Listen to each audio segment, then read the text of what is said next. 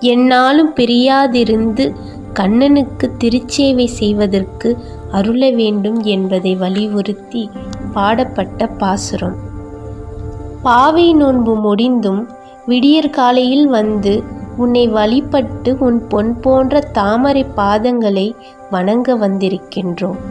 அதற்கான காரணத்தை கண்ணா கேட்பாயாக.